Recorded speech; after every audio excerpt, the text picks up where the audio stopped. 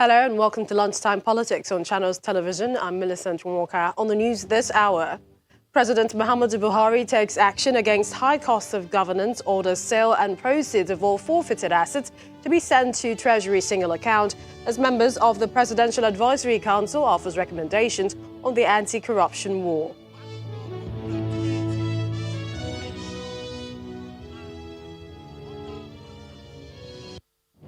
And a surge of deep emotions on the plight of poor runs high as the Emir of Kano, Lamido Sanusi, breaks down in tears.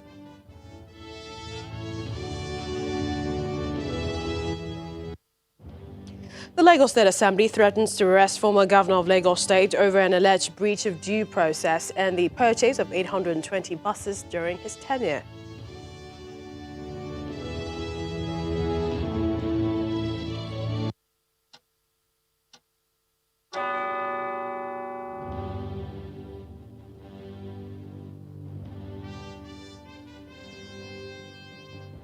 Welcome everyone to the program. We begin with news just reaching us that Senator Dino Melaye has lost his appeal over the Kogi West senatorial ticket. Now, the Court of Appeal in Abuja today ordered that a fresh election be carried out for the Kogi West senatorial district. Senator Dino Melaye, representing the Kogi People's Democratic Party, is being challenged by his closest rival, Senator Smart Adeyemi. We'll bring you more updates as we get them. But just yesterday, Chairman of the Presidential Advisory Committee Against Corruption, Professor Sage, accused the 8th National Assembly of being a wedge in the wheel of the federal government's fight against corruption. He was speaking after members of the committee met with President Muhammadu Buhari at the State House. According to Professor Sage, recoveries of up to 1 trillion naira was made locally from looters, while the fight against corruption is on course. The issue of corruption fighting back, that is to be expected.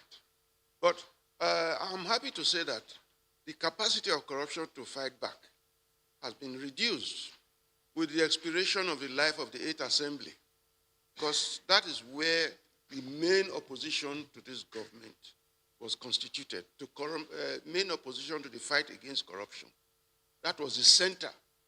And at that stage, at that time, it did not depend on which party they belonged to. They all ganged up together against the fight against corruption and did everything they could to frustrate the government and ourselves in this fight. Luckily, the Ninth Assembly is a totally different assembly. It's an assembly that is determined to work hand in hand with the government and therefore with us in achieving the highest level of non-corruption in society.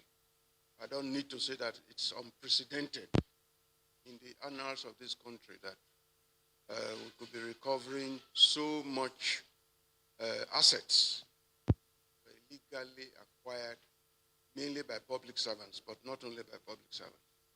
And the more remarkable aspect of it is that this recovered loot is being plowed into the national budget every year. So when Nigerians keep on saying, what is done with the money, what happened to the loot? It is plowed back into the national budget and used for the government's social investment program. Still on the anti-corruption fight, the Economic and Financial Crimes Commission, EFCC, uncovered the sum of 65.5 million naira stacked into fireproof safes at the INEC office in Zamfara State. Now, the EFCC is also suspecting that the monies could be the 40% illegally deducted from funds released to INEC Zamfara office to cater for the rent of canopies, tables and other accessories, and also for registration area centres, as well as movement of men and materials to polling units. According to a statement from the anti-graft agency, the raid was carried out following a petition by one of the INEC ad hoc staff during the 2019 presidential and governorship elections in Zamfara State, who alleges that they were denied payment of their 6,000 naira movement allowances for each of the 2 elections. The anti-graft agency says the suspects would be arraigned as soon as the investigation is complete. Meanwhile, following an order of the Commercial Court in London last month, the federal government has paid the sum of £250,000 to process and Industrial Developments Limited, PNID, as running costs. Justice Christopher Butcher had on Thursday, September the 26th, given Nigeria 14 days deadline to pay the monies. Nigeria is currently battling to reverse the judgment of the London court, which awarded $9.6 billion in favor of PNID over an alleged breach of a gas supply contract agreement. In the meantime, Nigeria has also appealed against the order of the same court, which asked that a $200 million security payment be made into its account within 60 days as a condition for a stay of execution of the $9.6 billion judgment after granting the country leave to appeal that judgment. For more perspectives on the recommendations of Professor Issa Sage-led Committee Against Corruption and Other Issues, we have joining us from Abuja Studios Mr. Ahmed Tanimu, a lawyer and a member of the APC, and also Mr. Ilemona Onoja, another lawyer. Thank you both, gentlemen, for joining us on the program. Let's quickly start. The president has said 2016 corruption is fighting back vigorously. I think I'll direct this to Mr. Onoja. Would you say that the capacity of corruption to fight back has been reduced? I mean, when you hear reports like the huge sum found in Zamfara INEC office, for example, suspected to be parts of funds illegally released for INEC, or other recent efforts of agencies like the EFCC, the ICPC? I don't think so. And the reason for not thinking so is very simple.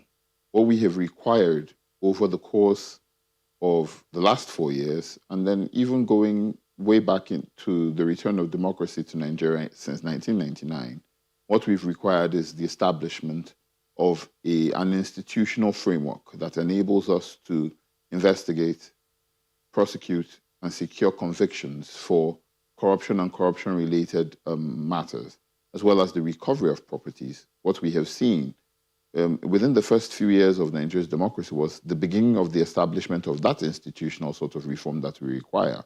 What we have seen in the last 4 years is a prosecution of corruption by fiat, if you will, where numbers are thrown around, where the government says, stuff and then doesn't back it up with, verifiable data, where quite simply, we have the use of executive force. It is the reason why we haven't really had anybody convicted successfully. We haven't really had many people successfully convicted since over the course of the last 4 years. Has there been some progress? I think anybody who says that there hasn't been any sort of fight will be telling a lie, and I'm not a liar. What we will say and what I say is has that been consistent? Has that been successful? Have the numbers added up? It simply hasn't. What we have seen is a lack of, what we've seen basically is a government that just repeats the same rhetoric and then hopes that it catches on. And to be honest, once you begin to investigate, once you begin to hold up the numbers to scrutiny, you see that it doesn't catch on. Let's go over to Mr. Tanimu. When you hear comments like that of Mr. Onoja questioning the framework of institutions and also the success of the anti-corruption fight, questioning that, how would you respond? Basically, you look at what we are contending with at the moment is we have a situation where you have corruption that has been a pandemic, is being institutionalized in various facets of the human endeavor in Nigeria. So it will take time. You have an ailment that has been on for more than 50 years, and it will not be by a wand of hand or a magic stick and the whole issue will be resolved. There is need for time, there's need for diligence. We don't want to have the issue of people shouting that they've been victimized. Generally, is given. Investigation takes a lot of time. We don't want cases to be bundled up in court because diligent investigations are not carried upon. But by and large, look at the huge amount of money is recovered, running into trillions. And the government is going after debtors that have almost crippled financial institutions. All this being said, everybody is a given fact that we've radically moved from the way we used to be. Before now, you have corruption as norm. I'm not saying that corruption can be eradicated in one full swoop. It will take time. The most important thing is for the processes to be put in place. Before now, it will be unheard of for you to see very prominent people at their highest point in their career being taken and brought before the court for corruption allegations, and some of them have been convicted. We've seen a lot of convictions, so many. I think our attention should be more, we should focus more on how to improve the pace. And it's not about, it's not for the government alone.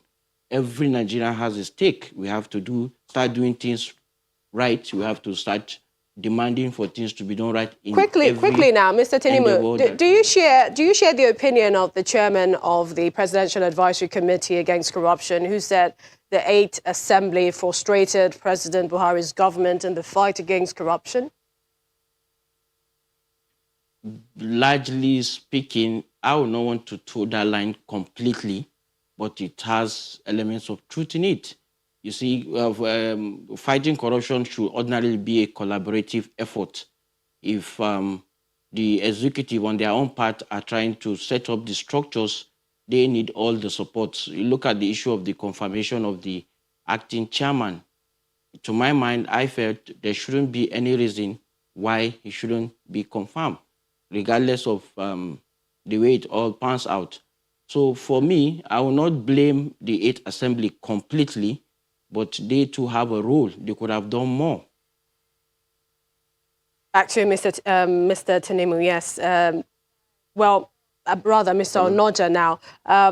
Looking at the recommendations of the Presidential Committee, Advisory Committee against Anti-Corruption, several, re-establishment of the jury system, passage of Proceeds of Crime Act by the National Assembly, what the President said yesterday, all money should go into the TSA, and also taking a closer look at the cost of governance. Are you impressed by some of these recommendations?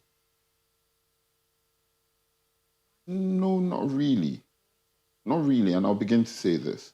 I've done a budgetary analysis of the provisions or of the allocations, proposed allocations to our corruption-fighting investigation and prosecution agencies over the last 4 years. And I'll tell you something.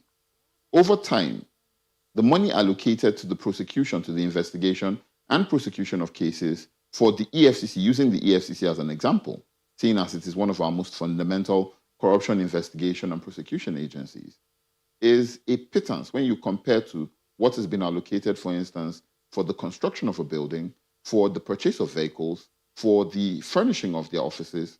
If you take comparative analysis, you see that what is allocated for the EFCC is typically around what is allocated for the EFCC to the EFCC for the prosecution of cases for legal services is typically around 2 to 3% of what is allocated for the other subline heads that I have just called, for the other line items. Typically, once an anti-corruption fight is underfunded, it is already doomed and destined to fail.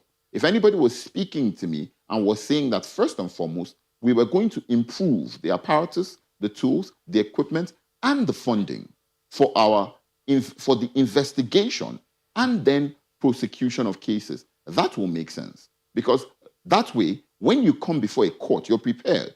Otherwise, what we see typically is the EFCC arresting people, then going to courts to ask for an order to hold on to those people pending the conclusion of investigations. That approach to any sort of prosecution is already doomed and destined to fail.